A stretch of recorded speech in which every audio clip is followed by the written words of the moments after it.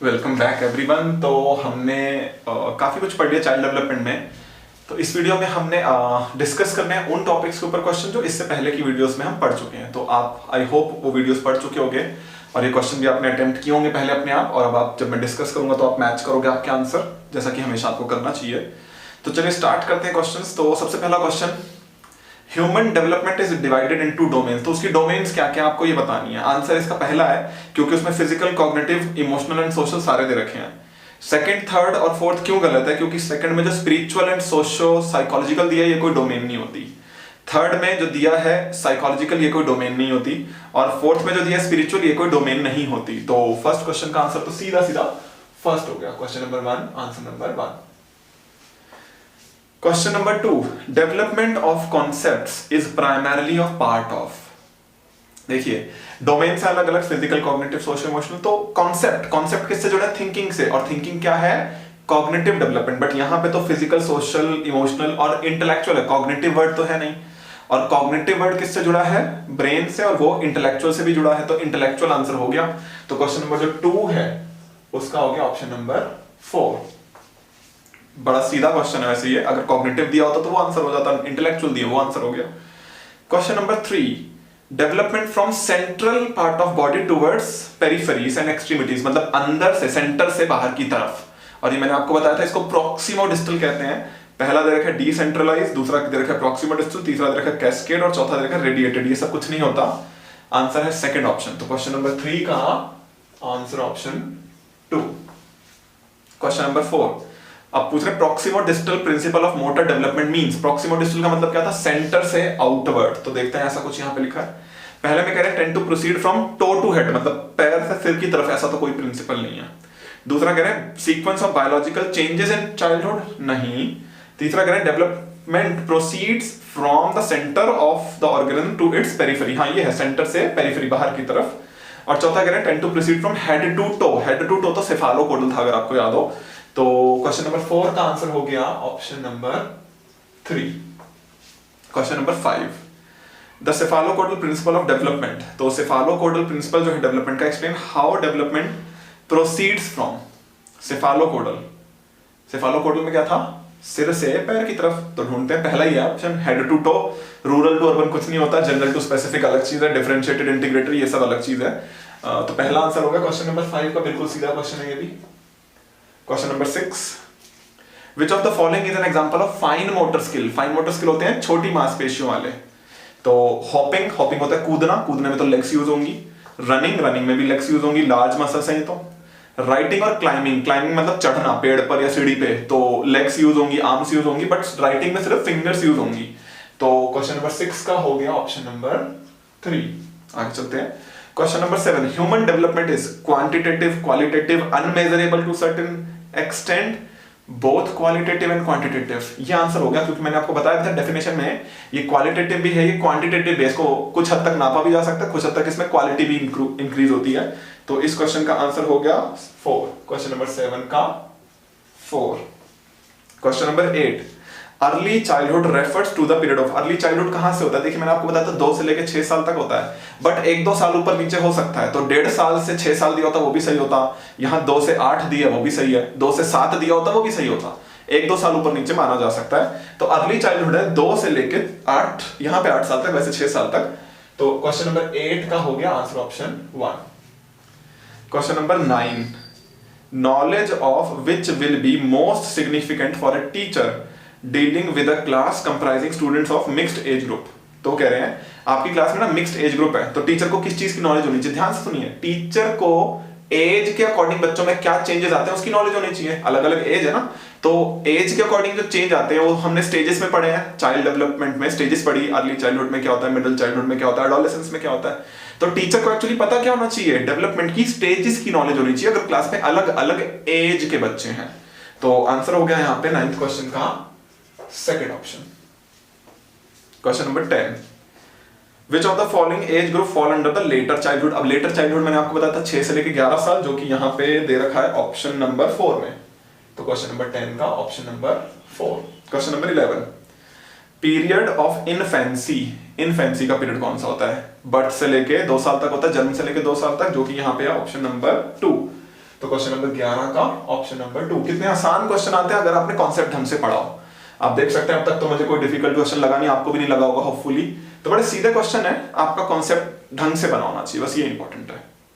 Question number 12, development starts from, मैंने आपको बताया था डेवलपमेंट बर्थ से पहले स्टार्ट हो जाता है। तो डेवलपमेंट स्टार्ट होता है, पहली स्टेज कौन सी थी? प्रीनेटल, जो कि है यहाँ पे ऑप्शन नंबर 4। क्वेश्चन नंबर 12 का option number 4। Question number 13, which of the following statement is most appropriate in relation to adolescence? कौन सी स्टेटमेंट सही है अडोलेसेंस के बारे में? तो अडोलेसेंस के बारे में तो हमने पूरी वीडियो में देखा था, बहुत सारे पॉइंट्स आए थे। पहला कह रहे हैं increase in the incident of emotional upheaval. Emotional upheaval मतलब इमोशंस ऊपर नीचे होते रहते हैं, बात तो ठीक है, मैंने बताया भी था कि इमोशंस इनके स्टेबल नहीं होते, कभी ऊपर कभी नीचे, कभी बहुत खुश हैं कभी बहुत दुखी हैं। तो पहला सही है। दूसरा कह रहे हैं care free nature towards studies, ऐसा सब बच्चों के साथ नहीं होता, कुछ के साथ होता है कुछ के साथ नहीं होता है। थर्ड कह रहे हैं thinking start reflecting in concrete action, actually उल्टा होता है, पियाजे की थ्योरी में हम पढ़ेंगे, कॉन्क्रीट से आगे बढ़ जाते हैं, एब्स्ट्रैक्ट थिंकिंग होती है। और फोर्थ कह रहे हैं abrupt increase in the IQ, ऐसा नहीं होता है। ये कहना तो गलत होगा कि सारे एडोलेसेंट में अचानक से आईक्यू बढ़ जाता है, ये कहना गलत होगा, बट सारे एडोलेसेंट्स में पहला जरूर होता है, इमोशंस अप डाउन बहुत जल्दी जल्दी होते हैं। तो क्वेश्चन नंबर 13 का है answer option 1। Question number 14, adolescents में एक्सपीरियंस, क्या एक्सपीरियंस करते हैं? पहला कह रहे हैं feeling of satisfaction about life, मतलब अपने जीवन को लेकर बड़े संतुष्ट से होते हैं, ऐसा तो नहीं है। दूसरा कह रहे हैं anxiety and concern about themselves, हाँ एडोलेसेंट्स को ये होता है, वो अपने आप को लेकर ना बड़ी चिंता सी में रहते हैं, मतलब अजीब सा उनको फील होता है कि हम कैसे दिख रहे हैं, लोग हमारे बारे में क्या सोच रहे हैं, इस तरह का। थर्ड कह रहे हैं feeling of fear about since committed in childhood, बचपन में जो पाप किए उनको लेकर दुख हो रहा होता है, ऐसा नहीं है। चौथा कह रहे हैं फीलिंग ऑफ सेल्फ एक्चुअलाइजेशन, मतलब आत्मतृप्ति सिद्धि मिल गई है, ऐसा कुछ नहीं है, मोक्ष की प्राप्ति वाला जैसा कुछ नहीं है यहाँ पे। तो सेकंड ऑप्शन बेस्ट है 14 का, कि उनको अपने आप को लेकर वो बड़े कंसर्न रहते हैं। Question number 15, in which of the following stages do children become active member of their peer group? अब ध्यान से सुनिए, पीयर ग्रुप क्या होता है? पीयर ग्रुप होता है आपके साथ पढ़ने वाले खेलने वाले बच्चे। तो कब किस स्टेज में ऐसा होता है कि बच्चे अपने मित्र बनाना शुरू करते हैं और उनके साथ रहना शुरू करते हैं? तो मैंने आपको बताया था अर्ली चाइल्डहुड वो पहली स्टेज है जब बच्चा घर से निकलता है, प्लेग्राउंड जाता है, फ्रेंड्स बनाता है, तो फ्रेंड्स के साथ खेलना शुरू करता है, वो उसके पीयर हैं। फिर स्कूल जाता है, पढ़ना शुरू करता है, फ्रेंड्स बनाता है, वो उसके पीयर्स हैं। तो एक्टिव मेंबर पीयर ग्रुप का बनता है अर्ली चाइल्डहुड में। और ये क्वेश्चन बहुत इंपॉर्टेंट है इस वजह से क्योंकि इसका आंसर बहुत सारे लोग एडोलेसेंट्स लगाते हैं, क्योंकि बहुत सारी जगह गलत है। देखिए क्वेश्चन है बिकम, वर्ड एक देखा बिकम, हिंदी में लिखा है सदस्य हो जाते हैं, मतलब कब वो अपने एक फ्रेंड सर्कल के मेंबर बन जाते हैं। ध्यान से सुनिए, बन जाते हैं मतलब स्टार्ट कब होता है? ये अर्ली चाइल्डहुड। अर्ली चाइल्डहुड से आगे भी रहेगा, मिडिल लेट चाइल्डहुड में भी फ्रेंड्स में है, एडोलेसेंट्स में भी हैं, आगे तक रहेंगे। आज भी हो आप, जैसे इस एज में आप देख रहे हो अडल्टहुड में हो, क्या आप एक्टिव मेंबर हो अपने पीयर ग्रुप के? बिल्कुल हो, तो अडल्टहुड भी आंसर हो सकता है। बट आपको लगाना होता है ये चीज स्टार्ट कहां से होती है? स्टार्ट होती है अर्ली चाइल्डहुड से, उसके बाद ये हमेशा रहेगा। आप आज भी अपने पीयर ग्रुप के, अगर आप स्कूलिंग कर रहे हो, कॉलेज कर रहे हो, तो हो एज में जो भी आप हो, लाइक मान लो आप 25 साल का आप पीएचडी कर रहे हो, तो आप अपने पीयर ग्रुप के एक्टिव मेंबर हो, हमेशा रहोगे। बट ये स्टार्ट होता है अर्ली चाइल्डहुड से। बेस्ट आंसर अर्ली चाइल्डहुड है। ये क्वेश्चन का आंसर बहुत जगह गलत दिया, इसलिए स्टूडेंट बहुत कंफ्यूज रहते हैं। Question number 16, adolescents conform to peer pressure to fulfill their needs relate to। देखो क्या होता है adolescents के साथ दिक्कत क्या है, वो अपने फ्रेंड्स के साथ मिलकर गलत काम भी करते हैं, जैसा कि मैंने आपको बताया था, क्रिमिनल बिहेवियर में भी जाते हैं और बैड हैबिट्स भी उनको ट्राई करते हैं, लाइक स्मोकिंग ट्राई की, ड्रिंकिंग ट्राई की, शराब पीना ट्राई किया। ये सब क्यों करते हैं ऐसा? क्योंकि वो अपने फ्रेंड्स के साथ रहना चाहते हैं और उनको लगता है अगर हम जो फ्रेंड्स कर रहे हैं या कह रहे हैं हमें करने को नहीं करेंगे तो शायद ही हमसे दोस्ती तोड़ लेंगे, मतलब उस दोस्ती को बनाए रखने के लिए ऐसा करते हैं। और इसके लिए टर्म होती है बिलोंगिंगनेस, वो अपनेपन की वजह से करते हैं कि मेरा अपना भाई दोस्त बंधु जो भी है, चलो कर लेते हैं, थोड़ा सा रिक्वेस्ट कर रहा है, इस तरह से करते करते उनमें भी हैबिट लग जाती है। तो आंसर है 16 का बिलोंगिंगनेस, जो कि है option number 1। Question number 17, heredity is considered as, heredity क्या है मैंने आपको यहां बताया, देखो ये लिखा हुआ है, स्टैटिक है हेरिडिटी। अब ये क्वेश्चन भी इंपॉर्टेंट है क्योंकि इसका आंसर भी बहुत जगह गलत दिया है, बहुत जगह दिया कि हेरिडिटी प्राइमरी सोशल स्ट्रक्चर है। प्राइमरी सुनिए, हेरिडिटी एनवायरमेंट दोनों प्राइमरी हैं, बट हेरिडिटी स्टैटिक है और एनवायरमेंट डायनेमिक है। तो यहां पे बेस्ट आंसर क्वेश्चन नंबर 17 का हो गया ऑप्शन नंबर 2। आगे चलते हैं। Question number 18, individual difference can be attributed to complex interplay between heredity factors and the, देखो लोग जो अलग अलग हैं वो क्यों हैं, तो कह रहे हैं उसका कारण क्या है, एक तो हेरिडिटी है, दूसरा कारण क्या है, दूसरा एनवायरमेंट है। तो हमेशा ऐसी होता है, लोगों के बीच में जो डिफरेंसेस हमें दिखते हैं उसका कारण हेरिडिटी भी है, उनका एनवायरमेंट भी है। उनके माँ बाप अलग हैं, उसकी वजह से उनकी हेरिडिटी अलग है, फिर वो जहां पे रह रहे हैं वो एनवायरमेंट अलग है। तो दूसरा ऑप्शन मतलब साथ में हो गया एनवायरमेंट, जो कि यहाँ पे ऑप्शन नंबर 4। तो क्वेश्चन नंबर 18 का option number 4। Question number 19, A 6-year-old child shows exceptional sporting ability। 6 साल का बच्चा है, बच्ची है, गर्ल है सॉरी, तो वो बड़ी अच्छी है खेल में। Both her parents are sports persons, तो उसके माँ बाप दोनों स्पोर्ट्स पर्सन्स हैं। Send her for coaching every day and train her on weekends, तो उसको कोचिंग भेजते हैं और सैटरडे संडे वीकेंड्स पे खुद ट्रेन करते हैं। अच्छा, her capabilities are most likely to be the result of, तो ये क्यों है, देखो वो अच्छी क्यों है, वो स्टेडियम में जाके ट्रेनिंग भी लेती है, माँ बाप भी स्पोर्ट्स पर्सन है, तो पेरेंट्स के जीन्स से भी कुछ आया है, या ग्रैंड पेरेंट्स पीछे की जनरेशन से आया होगा, और फिर ये बच्ची ट्रेनिंग भी लेती है, तो एनवायरनमेंट भी अच्छा मिल रहा है, हेरिडिटी में भी रहा होगा, दोनों में रहा होगा। तो यहाँ पे बेस्ट आंसर हो गया, पहला कह रहे हैं हेल्थ एंड ट्रेनिंग, दूसरा कह रहे हैं डिसिप्लिन न्यूट्रिशन, तीसरा कह रहे हैं हेरिडिटी एनवायरनमेंट, चौथा कह रहे हैं ग्रोथ एंड डेवलपमेंट। तो आंसर हो गया थर्ड, हेरिडिटी एंड एनवायरनमेंट। तो क्वेश्चन नंबर 19 का option number 3। Question number 20, the unique interaction of dash and dash can result in different paths and outcomes of development। वो कह रहे हैं दो चीजों के बीच में किस तरह से इंटरेक्शन होता है, उसकी वजह से आपके रास्ते अलग अलग हो सकते हैं, मतलब आप अलग अलग तरह से आगे बढ़ो लाइफ में। तो वो दो चीजें कौन सी हैं, वो दो चीजें हेरिडिटी एंड एनवायरनमेंट है, हमेशा से हेरिडिटी एंड एनवायरनमेंट है। तो क्वेश्चन नंबर 20 का आंसर हो गया option number 2। Question number 21, which of the following statement is true about the role of heredity and environment। तो हेरिडिटी एनवायरनमेंट के बारे में कौन सा कथन सत्य है आपको ये बताना है। पहला, बच्चे की जो एबिलिटी है वो जीन से डिसाइड होती है, पूरी तरह से गलत है ये तो कहना, क्योंकि इसमें जो कंप्लीटली लिख दिया ये गलत है, कुछ हद तक हेरिडिटी कुछ हद तक एनवायरनमेंट। दूसरा कह रहे हैं good care and nutritious diet can fight of any disorder. ऐसा भी नहीं है, अगर बच्चा का कोई डिसऑर्डर है, जेनेटिक डिसऑर्डर है, तो आप कितना अच्छा खाना खिला लो ठीक नहीं हो सकता पूरी तरह से, थोड़ा बहुत इंप्रूवमेंट आएगा, पूरी तरह से ठीक नहीं होगा, तो ये भी गलत हो गया। थर्ड कह रहे हैं environment play a significant role only in child's language development. की एनवायरमेंट का रोल सिर्फ बच्चे के लैंग्वेज डेवलपमेंट में, ऐसा नहीं है, एनवायरमेंट का रोल बहुत सारी जगह है, इंटेलिजेंस में भी है, शाइनेस में भी है, बहुत सारी जगह है, तो ये भी गलत है। चौथा कह रहे हैं certain aspect of development are influence more by heredity and other more by environment. Yes ये है, मैंने आपको बताया था डोमेन्स में फर्क है, तो कोई एक डोमेन में हेरिडिटी का इफेक्ट ज्यादा है, किसी दूसरी डोमेन में एनवायरनमेंट का इफेक्ट ज्यादा, तो किसी पहलू पे हेरिडिटी, किसी पहलू पे एनवायरनमेंट। तो क्वेश्चन नंबर जो 21 है इसका हो गया ऑप्शन नंबर 4। 21 का 4, 25 सॉरी 24, 21 है 22, why do individuals differ from one another. तो ये जो लोग हैं ये एक दूसरे से अलग क्यों होते हैं। पहला, because of the impact of environment, बात तो सही है भाई, एनवायरनमेंट का इंपैक्ट पड़ता है। दूसरा, due to the inborn characteristics, कुछ हद तक ये भी सही है, इनबॉर्न कैरेक्टरिस्टिक्स भी होती है, हेरिडिटी होती है। तीसरा कह रहे हैं due to interplay between heredity environment, अब इसमें दोनों की बात कर दी। और फोर्थ कह रहे हैं because each individual has received a different gene set from her parents. तो सही तो यहाँ पे सारे हैं, बट एक में एनवायरनमेंट की बात कर रहे हैं, एक में हेरिडिटी की बात कर रहे हैं, और एक ऑप्शन ऐसा है जिसमें दोनों की बात कर रहे हैं, वो है थर्ड ऑप्शन। तो क्वेश्चन नंबर 22 का हो गया ऑप्शन नंबर 3। आगे चलते हैं 23 पे। Environmental factors do not play any role in shaping an individual since growth of each individual is determined by genetic makeup। तो ये स्टेटमेंट सही है, ये तो गलत है। कह रहे हैं एनवायरनमेंट का कोई रोल नहीं है क्योंकि जेनेटिक मेकअप की वजह से सब कुछ डिसाइड होता है, ये स्टेटमेंट तो गलत है। तो पहला कह रहे हैं इनकरेक्ट, दूसरा कह रहे हैं करेक्ट, तीसरा कह रहे हैं करेक्ट, चौथा कह रहे हैं इनकरेक्ट। तो दूसरा तीसरा तो हो नहीं सकता, हम उसको पढ़ेंगे ही नहीं।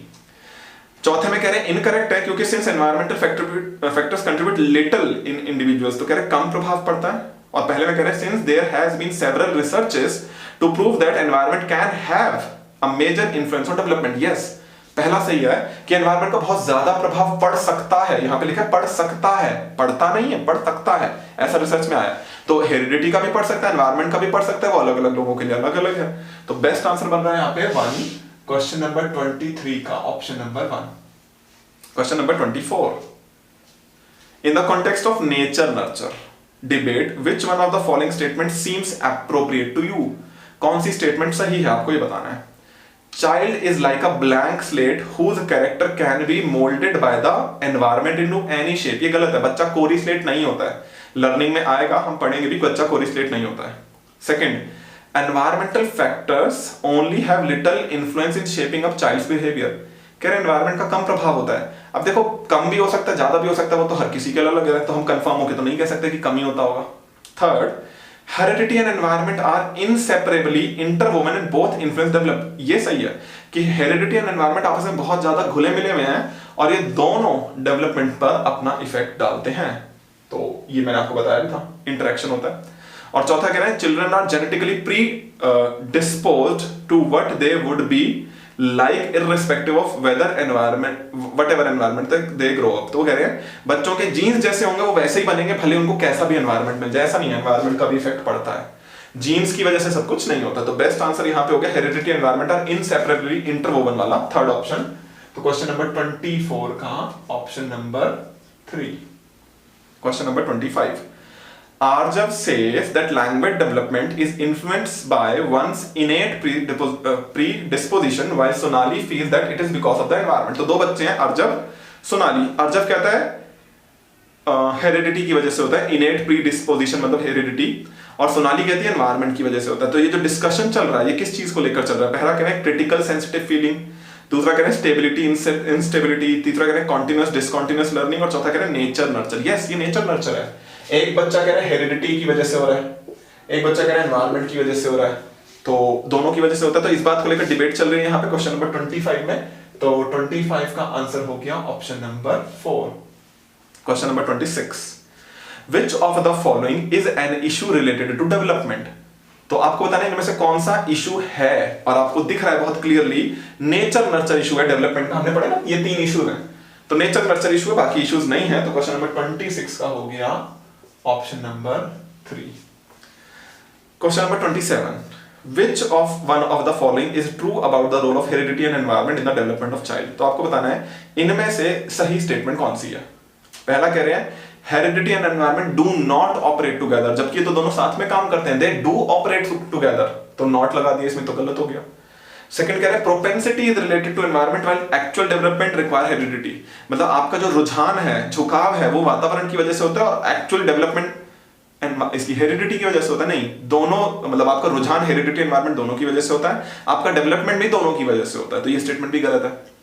थर्ड स्टेटमेंट जो कि मैक्सिमम स्टूडेंट ने लगाया था बट वो गलत है, both heredity and environment contribute 50% each in the development of a child. ये स्टेटमेंट गलत है कि 50-50 होता है, मैंने आपको बताया गलत है, वो हर स्टेज में चेंज होता है, कोई भी परसेंटेज में लिखना गलत है। तो थर्ड स्टेटमेंट भी गलत है।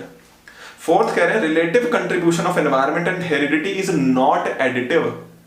हाँ, नॉट एडिटिव, देखो मल्टीप्लिकेटिव है ना, प्लस वाला मैंने काट के मिटाया था कि प्लस तो नहीं होता है, मल्टीप्लाई होता है, तो एडिटिव नहीं होता है, जमा नहीं होता है, गुणा होता है। तो ये स्टेटमेंट सही है। तो आंसर हो गया फोर्थ, 26 का 4, क्योंकि एक्चुअली में क्या होता है, ऐड नहीं होता है, मल्टीप्लाई होता है।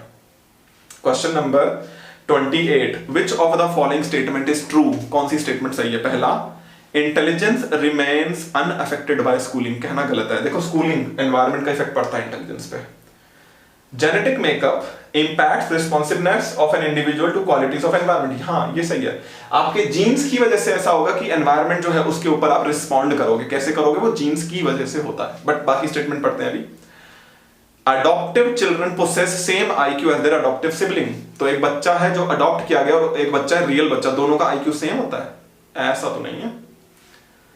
आगे कह रहे हैं experience does not influence brain development, कि एक्सपीरियंस जो है मतलब एनवायरमेंट जो है उसका ब्रेन डेवलपमेंट पे कोई इन्फ्लुएंस नहीं होता है, जबकि ये स्टेटमेंट गलत है।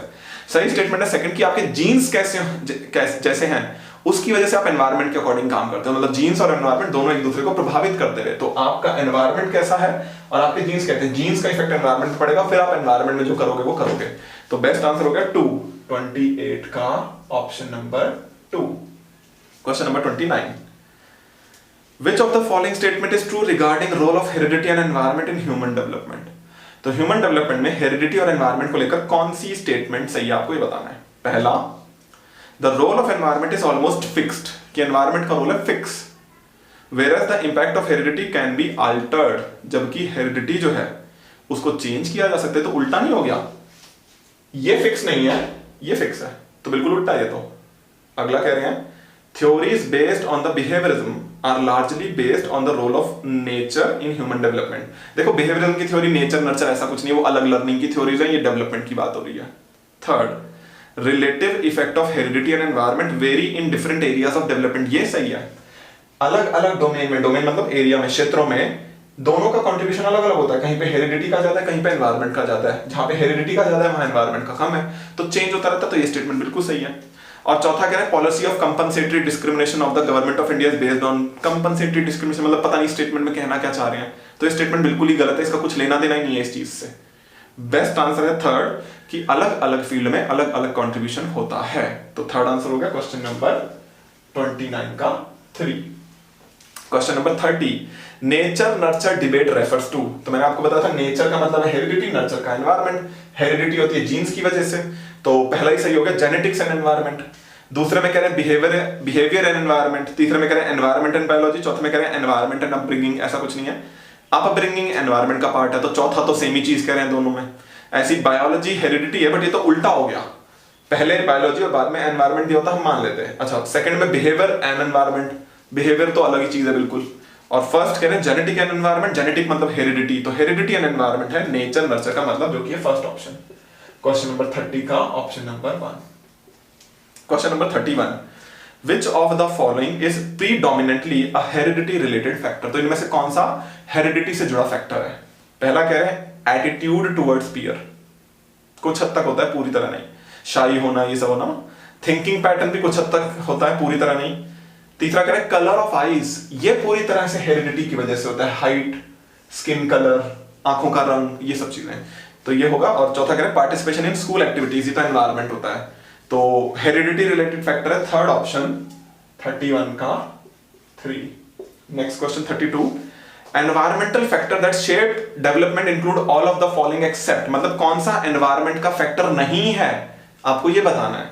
पहला कह रहे हैं quality of education, education environment में आता है। सेकंड कह रहे हैं फिजिक, फिजिक मतलब बॉडी शेप, वो हेरिडिटी की वजह से होती है। थर्ड कह रहे हैं क्वालिटी ऑफ न्यूट्रिशन, वो एनवायरमेंट की वजह से होता है। चौथा कह रहे हैं कल्चर, कल्चर भी एनवायरमेंट है। तो फर्स्ट, थर्ड, फोर्थ है एनवायरमेंट और सेकंड है हेरिडिटी, और इन्होंने ये पूछा कौन सा एनवायरमेंट नहीं है, तो सेकंड एनवायरमेंट नहीं है क्योंकि वो हेरिडिटी है। तो क्वेश्चन नंबर 32 का option number 2। Question number 33, what is mean by nature in the nature nurture controversy. Nature क्या था? हेरिडिटी। तो नेचर का मतलब है हेरिडिटी, कि आपको जीन्स जो मिले हैं पेरेंट्स से, ग्रैंड पेरेंट्स या पिछली जनरेशन से।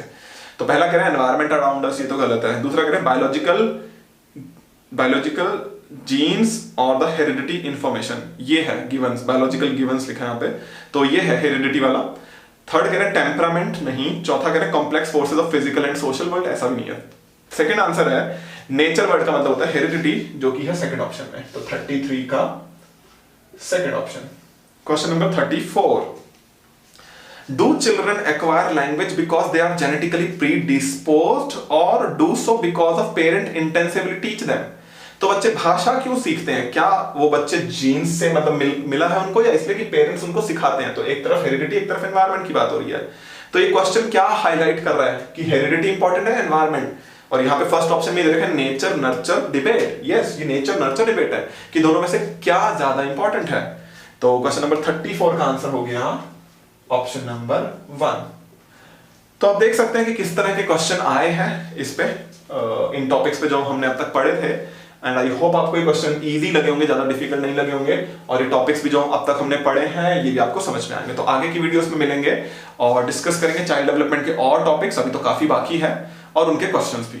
ठीक है।